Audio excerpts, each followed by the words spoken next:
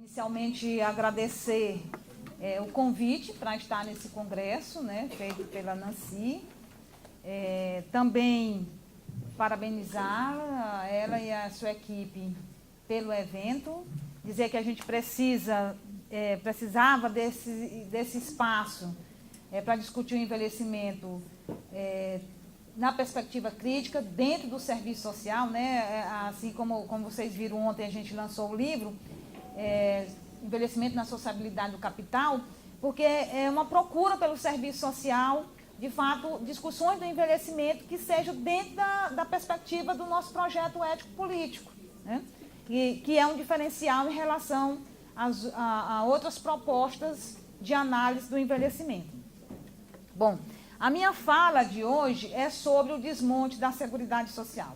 Então, inicialmente, eu quero destacar o ponto de partida das minhas análises, dizendo que as políticas públicas, especialmente as políticas sociais, elas não são, na minha concepção, a face perversa do capitalismo, mas também elas não são o universo do reino dos direitos sociais, né, da garantia efetiva dos direitos sociais, como muito se discute, esquecendo os interesses antagônicos que a política social, que as políticas públicas, de um modo geral, atendem e reproduzem. Então, na verdade, as políticas públicas, em especial as políticas sociais, elas são a face contraditória da ordem capitalista. E nessa perspectiva de serem essa face contraditória, elas estão num palco de interesses divergentes, antagônicos, né? Então, de um lado, ela tanto atende a interesses da classe trabalhadora, mesmo que esses interesses sejam a nível mais imediatos e corporativista, como a sua própria reprodução material, né, saúde, educação, alimentação, renda e outros interesses mais imediatos, como também interesses hegemônicos da ordem capitalista, né? E foi assim essa lógica até os anos 70, né? No momento em que havia oposições efetivas ao projeto capitalista. Então, para difundir o seu projeto, sua visão de mundo e o projeto capitalista, enveredou-se no projeto de hegemonia, cujas bases são esses governos ditos democráticos, né? Essa democracia que a gente conhece do mundo capitalista. E nessa perspectiva, foi possível conciliar e até avançar, atender determinadas necessidades no campo dos direitos humanos e direitos sociais. Entretanto, na nova etapa do capitalismo, isso que parecia aparentemente conciliável, mostra a sua face mais contraditória, porque na atual fase da acumulação capitalista, os direitos sociais, especificamente, não digo tanto os direitos políticos, até os direitos civis, mas os direitos sociais, especialmente, eles entram em rota de colisão com os interesses hegemônicos do capitalismo. Já não interessa para a hegemonia capitalista o projeto da política pública universal, de acesso para a maioria da população. Porque o capitalismo avança na sua nova etapa de acumulação, visando aspectos, uma nova hegemonia fundada numa lógica de redução de gasto, né, no âmbito das indústrias, no âmbito do processo produtivo, e essa redução do gasto inclui redução da força de trabalho viva como nunca visto antes, né, embora se continue avançando em tecnologia, mas se reduz a força de trabalho viva, o emprego da força de trabalho viva, daí que o emprego atingir níveis estruturais e de longa duração, né?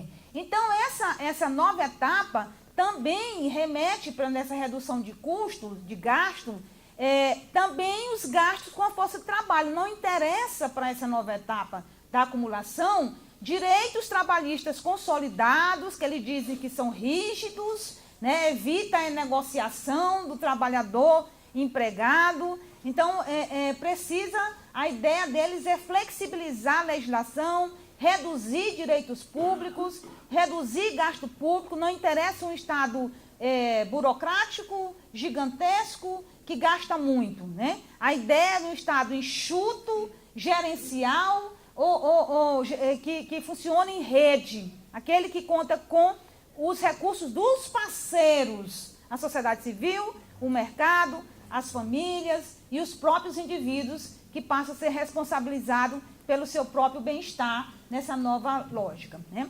Então, dentro desse contexto de avanço do projeto, do novo modelo de acumulação, e com ele toda a sua superestrutura jurídica, política e ideológica reestruturada, reorganizada, com bases neoliberais. Veja que o keynesianismo não tem mais vez, né? A nova lógica é a lógica neoliberal, seja a mais ortodoxa ou a mais heterodoxa, né? Que chamam social liberalismo, neodesenvolvimentismo, mas todas elas comungam dentro dessa lógica de fortalecer, de ser essa superestrutura que o novo modelo de acumulação precisa, com novas legislações, né, no campo jurídico, do político, mas também do ideológico, né? Então, daí essa ideia mesmo já muito firmada de que a responsabilidade pelos problemas sociais é de todos, né? De todos não financiando, mas de todo executando a política, criando uma ONG, o mercado, né? Então, é uma responsabilidade bem nos moldes liberais, né? Ou seja, que remete à redução do Estado e a restrição daquelas funções que foram ampliadas em função das lutas e daquele outro projeto de hegemonia da classe burguesa. Então, eu trago aqui algumas questões da conjuntura brasileira para a gente discutir esse momento atual e esse desmonte histórico das políticas, especialmente das políticas sociais, que denominada aqui de seguridade social, que é saúde, assistência e previdência, né, que tem contribuído bastante para a longevidade, para o acesso à renda aos trabalhadores idosos, né, e para o atendimento de várias necessidades de saúde, educação, lazer, cultura da pessoa idosa. Pode passar, Sal. Então, gente, na verdade, no contexto brasileiro, o que poderia parecer assim como um ensaio, né, diria assim, um ensaio para a afirmação do que a gente poderia chamar de estado de bem-estar social do modelo brasileiro, se dá com a Constituição brasileira de 88, embora as políticas sociais tenham origem lá no governo de Getúlio Vargas, né? Mas no sentido da ideia de justiça social, equidade, de direitos sociais, nesse campo dos direitos sociais, ele se dá exatamente com a Constituição de 88, na qual estão firmados os pilares que foram implementados posteriormente com as legislações da assistência, da previdência e da saúde. Então, esse projeto fundado na participação popular, na democratização, na justiça social e equidade, se funda com a Constituição de 88. Porém, a gente já pode ver que esse projeto, ele mal começa, né? Ele já tem dificuldade para ser implementado nos anos 90, né? Tendo em vista que as ideias neoliberais, elas tiveram uma demora em termos de sua difusão no Brasil. Porque os anos 80 são conhecidos como dois aspectos que marcaram o Brasil. A crise econômica e a conjuntura movimentista. Então, não havia a conjuntura movimentista do renascimento dos movimentos sociais, dos movimentos sindicais, do fortalecimento das lutas operárias, né, do ABC paulista. Isso não gerava um espaço de legitimidade de ideias neoliberais naquele momento, embora elas já estivessem em confronto dentro da Constituição, né? na Constituinte, no processo de criação da Constituição. Mas é quando no Brasil se adota explicitamente a difusão do modelo neoliberal nos momentos de negociação das dívidas públicas, se envereda pela cartilha do Consenso de Washington, né? Que já prevê uma série de reformas liberalizantes, abertura do comércio, das alfândegas, né? Uma série de políticas que vão se conformar dentro da agenda neoliberal das reformas necessárias para a renegociação das dívidas, né? Então, é nesse momento que se difunde no Brasil, tardiamente, a reestruturação produtiva, né? Se abre as fronteiras e também o mercado para o processo de financiarização, né? O neoliberalismo vai sendo assumido às claras no governo Collor, né? Todo mundo lembra. Então, isso ocorre bem na década de 90. Na década de 2000, né, nós temos acesso ao poder do Partido dos Trabalhadores. E se adota, nesse período, movido por uma onda curta, né, porque as ondas agora de crescimento do capitalismo, elas são curtas, bem curtas, né, seguidas de crise, recessão, né, favorecido por essa onda curta, vocês lembram como foi o período do Lula, né? Ele foi favorecido por essa onda curta, inclusive cresceu o emprego de carteira assinada e inclusive as políticas públicas. Entretanto, o modelo de desenvolvimento econômico adotado não era muito diferente do modelo econômico da era FHC, né? Na verdade, era aquele modelo de desenvolvimento econômico nos moldes da flexibilização, né, da reestruturação produtiva que estava na porta de todos os países, como um punhal, né, ou adere ou fica fora, né. Então, os países subordinados nessa lógica da divisão internacional do trabalho terminam aderindo a essa nova ordem, porque não há resistência, né, porque de porte. Porque o governo é diferente de Estado, né? Então, os governos até podem ser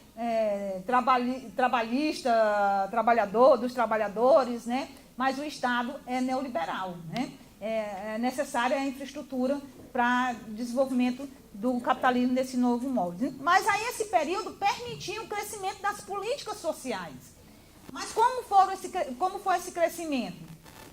Foi um crescimento muito mais focalizado e seletivo nos grupos mais pobres, né? Então, a política estudantil, né, para pessoas de baixa renda, cota, Bolsa Família. Então, era muito mais centrado nas políticas focalizadas e seletivas, né? Acompanhado de um crescimento econômico, né, que foi possível por essa onda curta de desenvolvimento. Mas a partir do impeachment da Dilma, né, do golpe colocado pelo PMDB e todos aqueles que apoiaram, começa um ajuste fiscal em moldes mais ortodoxo do neoliberalismo, né? É o que a gente chama do encolhimento do Estado em termos de Estado mínimo, né? Que é esse do congelamento dos gastos públicos, redução da demanda do Estado, que ocorre a partir do governo Temer. Pode passar, Sal. Então, no governo Temer, o que a gente vai ter? O ajuste fiscal nos moldes neoliberal, então a austeridade, a política da austeridade, né? Redução de gasto público, e aí passa um ano da política de austeridade, chega à conclusão que precisa apertar mais o cinto, né? Nós estamos vendo recentemente a ideia de que o rombo vai ser maior e que vai ser preciso novos cortes, né? Então, a política de austeridade é a opção para a retomada desse dito crescimento econômico nos moldes da nova acumulação capitalista, né? Congelamento do orçamento é parte desse processo do ajuste fiscal. Fixação de tetos e metas nominais para os reajustes, né? A gente vai ver que os orçamentos estão não só congelados, mas aumentarão conforme a inflação, e também há uma desvinculação constitucional e indexações obrigatórias. A grande questão é que isso rompe completamente com a Constituição, apesar do Judiciário dizer que a reforma é constitucional, né? Não é nada constitucional. Então, o BPC pela indexação, são vinculações constitucionais ligadas ao salário mínimo, aumenta conforme o salário mínimo. Os benefícios da Previdência deveriam ser aumentados conforme o salário mínimo. Mas o governo Temer acredita que isso dá uma rigidez ao orçamento, sem possibilidade de manipulá-lo aos interesses do momento, né? Inclusive de pagar dívidas internas, que a gente não sabe quem são os nossos credores, para quem se deve, quanto se paga dessa dívida, né? Mas a gente sabe que isso compõe o rol das despesas públicas, né? Então, a ideia é exatamente desvincular esses benefícios do salário mínimo. BPC, salário maternidade, auxílio doença, e todos os benefícios, pensão, né? Isso para ele visa tornar os orçamentos, né, o orçamento da União mais flexível para o seu uso conforme as necessidades, né? Há um reforço nessa lógica da redução dos gastos públicos, da a redução das demandas do Estado e, basicamente, o reforço da seletividade e da focalização, né? Que é a nova lógica que se difunde em todo o mundo, no sistema de proteção social, né? Então, há uma cruzada contra as políticas universais, né? Não só por conta da redução de gasto, mas porque o capital, ele precisa de novos espaços de reprodução ampliada.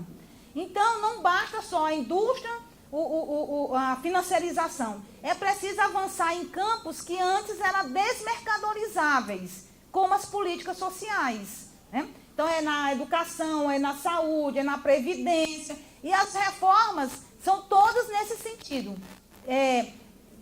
Precarizar a política pública para forçar as pessoas a procurar o mercado, né?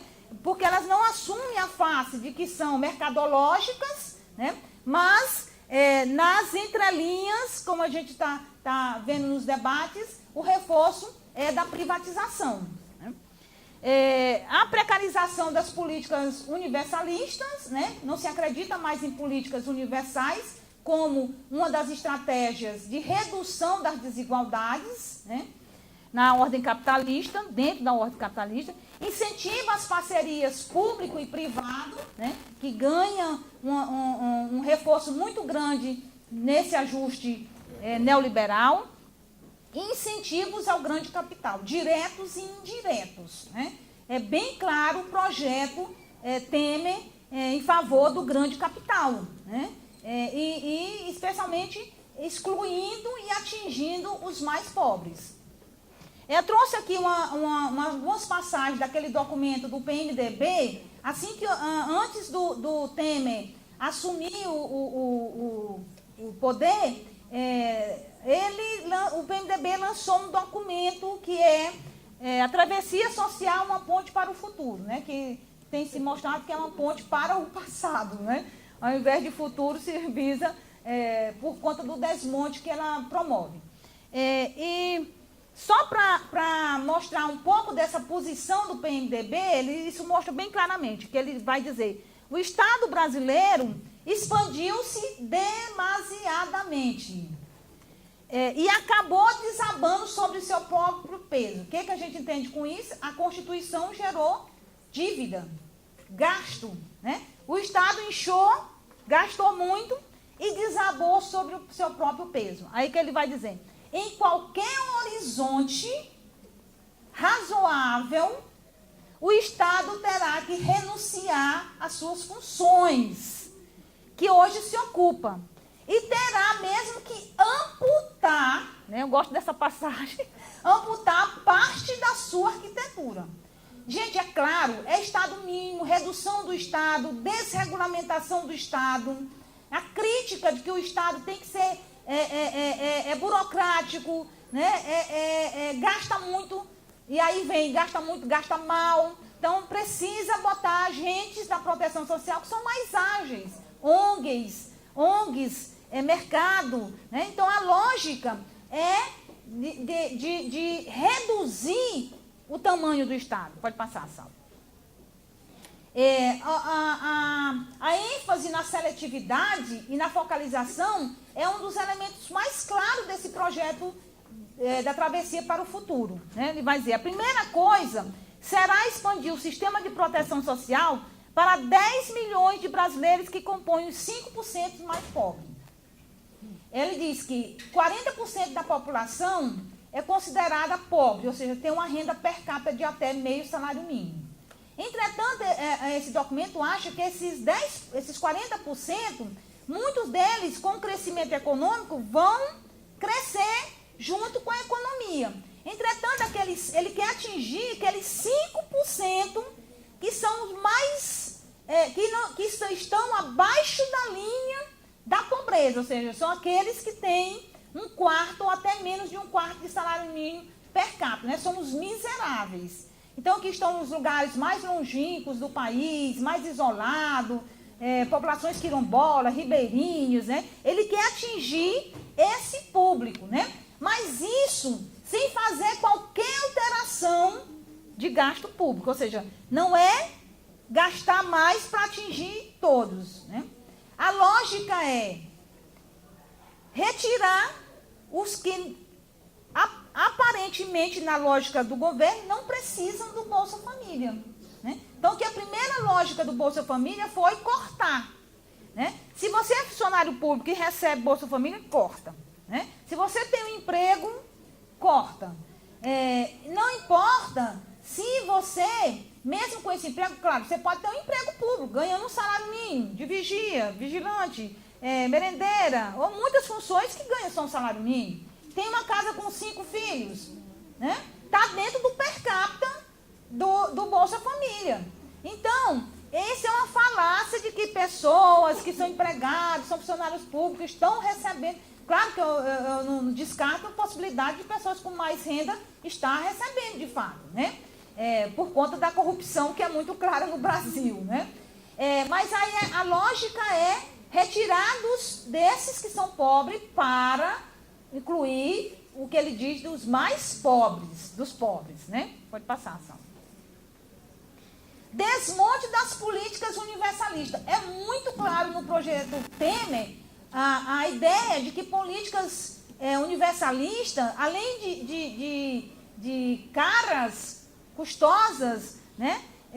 Não são a opção do governo. Ele vai dizer, tratar a população brasileira como um todo para os fins de política pública é um erro frequente. Quem não sabe ler, eu sinto muito, né? Mas está muito claro que ele não concorda com políticas universais. Sistema único para todos, né? A ideia é que esse povo, quem pode pagar, migre, né? Então, a lógica é precarizar a política pública para aqueles que podem pagar os planos de saúde, pagar a previdência privada, né? Então vai precarizando a política pública. Pode passar, Salvo. A parceria público-privado é a lógica do governo Temer, né? Entretanto, o privado não se interessa pela assistência social, né? A não ser a filantropia. Então, qual é o espaço para essa retomada do crescimento do setor privado no âmbito do público? O transporte coletivo, a política de habitação. Então, Minha Casa Minha Vida não vai acabar, né? Até vai aumentar a faixa das pessoas que podem acessar Minha Casa Minha Vida, porque é visto como arrancada do desenvolvimento do setor privado, né? Pode passar. Então, a reforma da Previdência, a reforma do BPC se inclui dentro dessa lógica, né? Só para ressaltar a ideia do BPC, a proposta inicial do BPC era que o benefício voltasse para a população de 70 anos. Né? Atualmente é 65 anos. Começou com 70, o Estatuto conseguiu baixar para 65, e a ideia do Temer é retomar para os 70, né? Dentro daquela lógica que a população vive mais, melhor, então deve trabalhar mais. Entretanto, nos conchavos, né, políticos, houve mudança desse número, mas de qualquer maneira, a proposta que está em vigor para ser votada é 68 anos. Já alterou, né? A proposta inicial do Temer é que o benefício de prestação continuada caísse de um salário mínimo, né? Não interessa, porque diz que, né, quando o salário aumenta, o governo aumenta o gasto, era cair para meio salário mínimo. Lembra da renda mensal vitalícia? Lá no governo da ditadura? Era assim, meio salário mínimo para idosos a partir de 70 anos.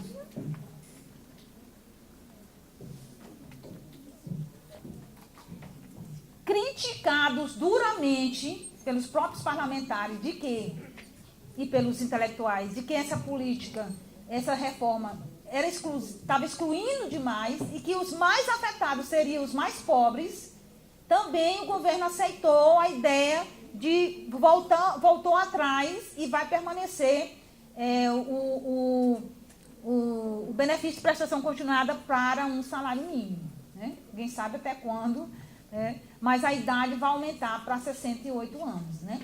A pensão por morte já passou para 70%, agora nessa nova reforma vai cair para 50%, né? Se a pessoa morrer e seus dependentes só recebem 50%. E não pode acumular com a aposentadoria. Então, se você trabalhou 30 anos, aí você tem direito à aposentadoria, em tese.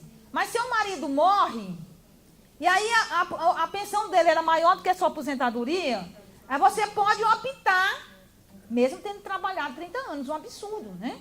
Você pode optar ou pela pensão ou pela aposentadoria. Criticado porque isso ia excluir novamente muito a população.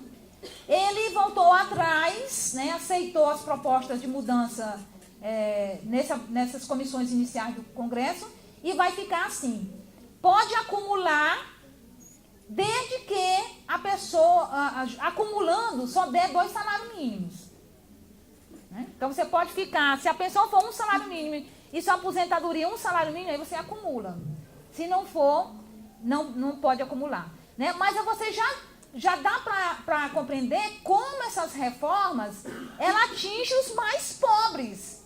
Né? Porque esses mais pobres, que são excluídos do mercado formal, que nunca terão uma carteira assinada de trabalho, que só terão trabalhos de forma precarizada ou terceirizados, imagine como é completar 40 anos de contribuição, 50 anos de contribuição para esse público.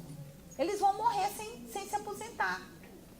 Né? E eles vão pagar, mas não terão direito, né, a acessar, porque vão morrer antes. Né? Porque não tem como. A terceirização ela permite a entrada e saída do mercado ao bel prazer do interesse capitalista. Né? Então, isso vai dificultar esse tempo, trabalhar o suficiente para contribuir, né? Esse tanto de tempo. Então, gente, aí tem mais algumas outras coisas, que eu não sei como é que está meu tempo, salve, tá? Então, essas reformas, elas visam esse desmonte. Pode passar. Eu quero dizer para vocês que a Seguridade Social, ela vem sofrendo desmonte desde da sua formação, né, com a Constituição de 88. É um desmonte que a Viana chama de silencioso, né, um desmonte silencioso durante todos os anos 90 e 2000, mas que agora ele não é mais silencioso. É um desmonte escancarado. E esse desmonte, veja só, os direitos não foram uniformizados e universalizados em todos os níveis das políticas sociais, especialmente das previdência, assistência e saúde. A assistência focalizada, né, a tendência cada vez mais de seletividade. A saúde, a gente conhece a fragilização do sistema único de assistência social, da sua precarização constante. A Previdência, as contra-reformas desde o governo FHC, elas vêm restringindo o direito, né? Aumentando contribuição, taxando os aposentados, ampliando o tempo de contribuição, não só no sentido de modernizar o sistema. A lógica é de desmontar mesmo, né? A ideia de criar um teto na previdência privada do regime geral e do regime público tinha um objetivo. Ninguém estava querendo investir nos fundos de pensão nem na previdência privada. Aí o capital desse âmbito começou a pressionar, porque se não restringir a política pública, quem é que vai adotar o regime privado, né? Então, ao fixar tetos, as pessoas começam a migrar para o sistema privado, né? Então, essa é a lógica quando se precariza a política pública, né? Então, a gestão, veja só, existe um conselho da Seguridade Social, existe um Ministério da Seguridade Social? Não, né?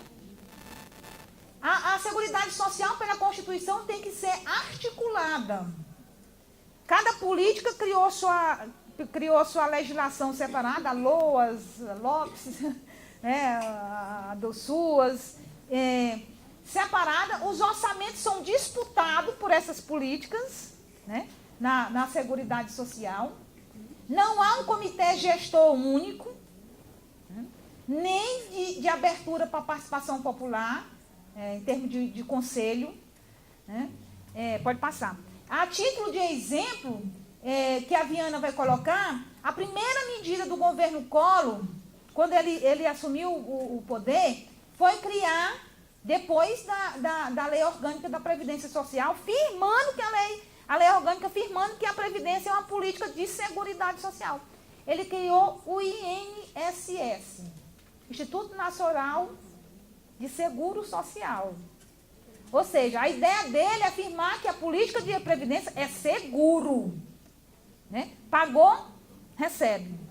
Quando a gente sabe que pela nossa legislação o modelo é atuarial, né? De solidariedade entre as gerações, como a gente já presenciou ontem na discussão da nossa mesa de abertura, né? Então, isso faz parte do desmonte, né? O que a Viana mostrava, a Maria Lúcia Werneck Viana, né? Que ela escreveu um livro, A Americanização Perversa da Seguridade Social no Brasil, né? Embora ela analise ali nos anos 80, no início dos anos 90, né? Pelo limite do período que ela estava analisando. E que ela posteriormente vai escrever vários artigos debatendo esse desmonte silencioso da Seguridade Social, né? Então, a gente já viu também a criação da DRU, que começa no governo FHC, que era um fundo de emergência, depois ele se institucionaliza como um modo de retirar do orçamento da Seguridade Social parte desse orçamento para garantir o pagamento da dívida interna do país, né? O pagamento dos credores. Então, essa lógica é uma lógica de desmonte. E para vocês terem uma ideia, o orçamento ainda previsto para cada política não é gasto todo, não é aplicado todo previsto. A gente arrecada mais em termos de financiamento do que o que gasta, né? Então, essa é uma lógica que desmonta, que seletiviza, né? que economiza, reduz gasto público, né? Dentro dessa perspectiva desse novo projeto hegemônico do capital. Pode passar. A Ana Elizabeth Mota vai, inclusive, também, tanto naquele livro dela, Assistência Social, o mito da assistência social, como naquele outro anterior, que ela fala da crise, né? E ela mostra claramente essa ideia da ideia de repassar que a crise a saída da crise é responsabilidade de todos, né?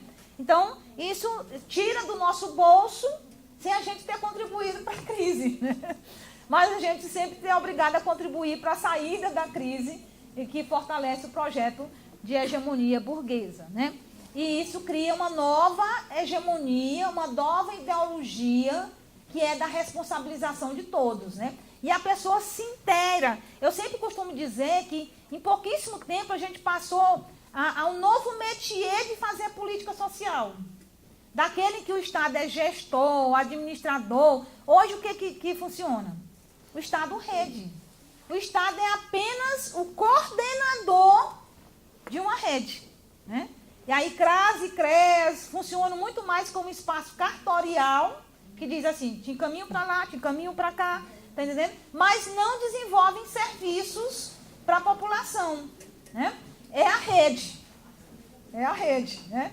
Então, esse Estado-rede é um Estado dentro da lógica neoliberal, né? Que visa desmantelar a política pública nessa lógica dos direitos, né? E encaixar dentro da nova lógica do projeto hegemônico burguês, né? Então, há uma tendência, como ela mostra, a mercantilização das políticas públicas, a refilantropização, a IASBEC, né, trabalha com esse conceito de refilantropização das expressões da questão social, porque na política de assistência social, uma forma de privatizar é retomar para as organizações não governamentais, né? Fortalecer essa rede de organizações não governamentais, né? Essas organizações não governamentais, elas não podem universalizar oferta de serviço, né? Elas têm limites de todas as naturezas, inclusive financeiros, né? Orçamentários. Então, eles só são mesmo bem restritos, né? Então, há uma regressão, de fato, nas políticas redistributivistas, né, porque elas geram conflito. Ninguém fala mais nessa política redistributivista. Querem acabar com a política, com o programa de seguridade social dentro da Previdência. Os trabalhadores rurais, eles têm acesso de economia familiar à Previdência apenas contribuindo com o produto da comercialização, né? Se eles não conseguem comercializar o produto deles, né, ou comercializar muito pouco, eles pagam bem pouco. E não havia um teto fixado de tempo de contribuição. Agora, o novo governo, nessa reforma, eles querem 15 anos de contribuição do trabalhador rural. A aposentadoria por idade, né, que a grande maioria, mais de 60%, são de mulheres, porque as mulheres também têm dificuldade de permanecer no mercado de trabalho, porque ela sai quando o filho é pequeno, aí volta. Depois ela sai quando o pai adoece, vai ser cuidadora, aí depois volta. Então ela não completa 30 anos. Mas a lei permitia que com 15 anos ela se aposentasse por idade. Completou 60 anos e tem 15 anos de contribuição, se aposenta por idade. O governo Temer vai acabar com por idade. Tem que ser no mínimo 25 anos para poder se aposentar por idade. Então, gente, isso vai excluir essas mulheres, que são a grande maioria que utiliza. Vai excluir as mulheres trabalhadoras rurais, porque o homem no rural, se a sua agricultura familiar não deu muito recurso, o que ele faz? No período que a cana está na fase de retirada, ele vende a sua força de trabalho. E a mulher rural? Fica em casa cuidando dos filhos, dos pequenos negócios, né? Criaçãozinha de galinha, aqueles trabalhos menores, né?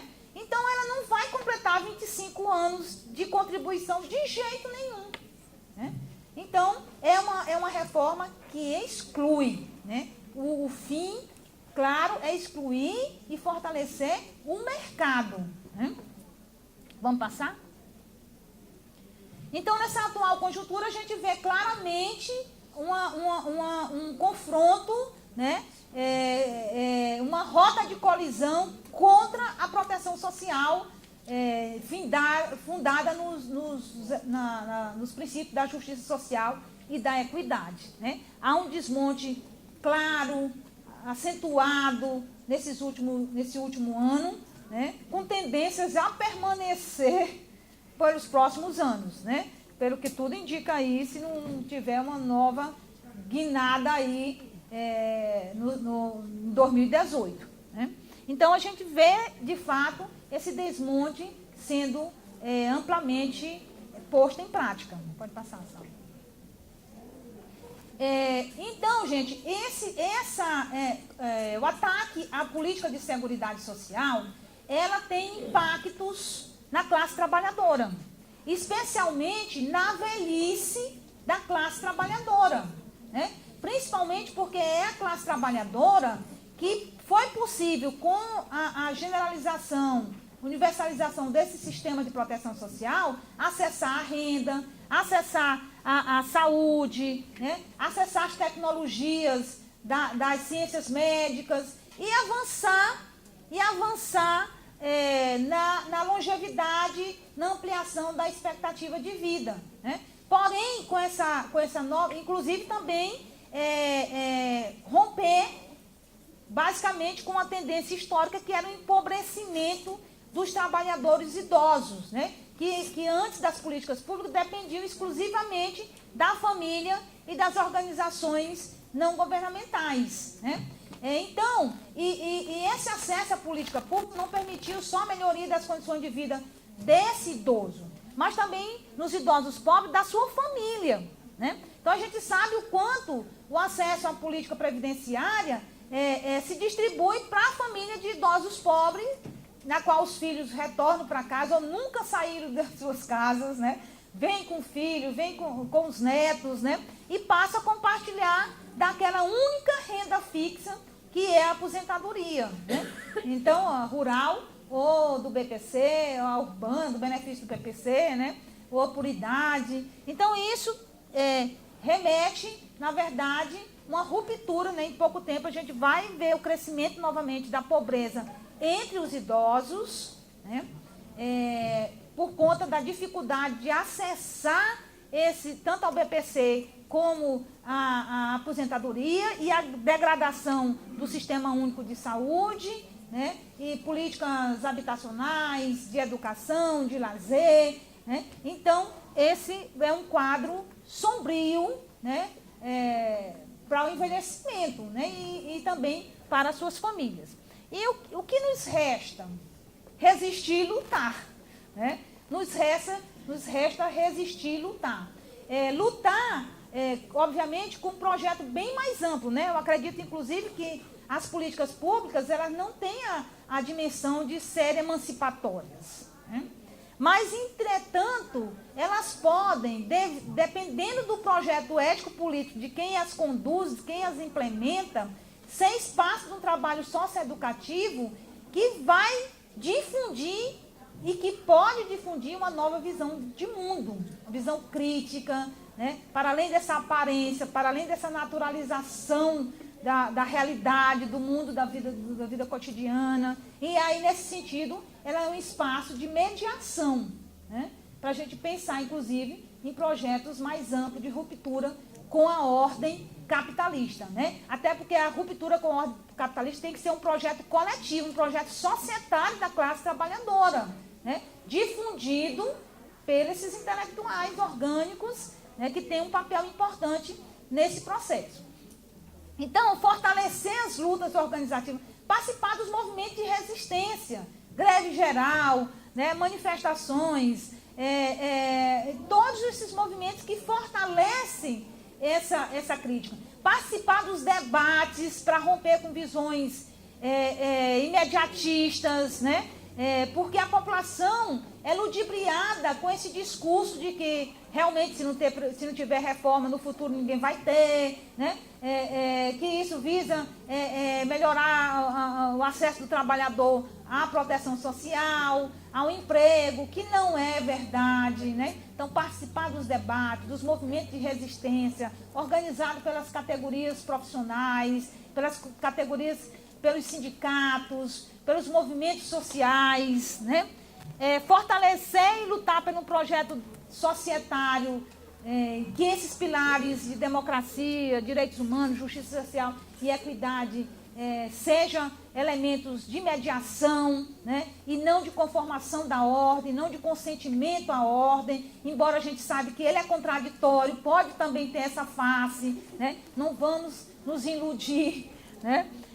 Luta por uma sociedade mais justa e igualitária, né? Que é o projeto societário antagônico ao capitalismo, difundir argumentos contra as reformas, né? Dizer claramente que isso é uma contra-reforma, né? Não é para modernizar, é para desmontar, né? Desmascarar o caráter dessas contra-reformas das políticas sociais e apontar o projeto societário que está na raiz dessas mudanças, né? Fortalecer as lutas dos trabalhadores, não só pelas políticas públicas que vão atender interesses imediatos, né? Mas para uma sociedade que rompa de vez com as desigualdades, com a pobreza, né? Que possibilite o acesso igualitário a condições dignas de vida, né? Então, como diz ressaltou a nossa querida Eneida, uma sociedade que permita, de fato, a humanização do homem, né? Então, é nesse sentido que eu termino as minhas palavras, né? Avante e na luta sempre, né? Resistir é a nossa bandeira, né? Ainda que possa parecer minoria, né? Aquela metáfora do beija-flor que pegava um pinguinho de água lá no rio e jogava na floresta, né? Pegando fogo, a floresta pegando fogo. Os animais tudo correndo, né? E achando estranho a beija-flor jogar aquele pinguinho de água. Mas eu acredito que é de pingo em pingo que a gente faz a revolução, né? Constrói dia a dia e no cotidiano. Ela não cai do céu e não é um projeto que se forma de uma hora para um momento, né? Nesse processo constante de luta que se passa de movimentos mais corporativistas a movimentos mais amplos, que percebe as contradições e luta para romper com elas. Obrigada.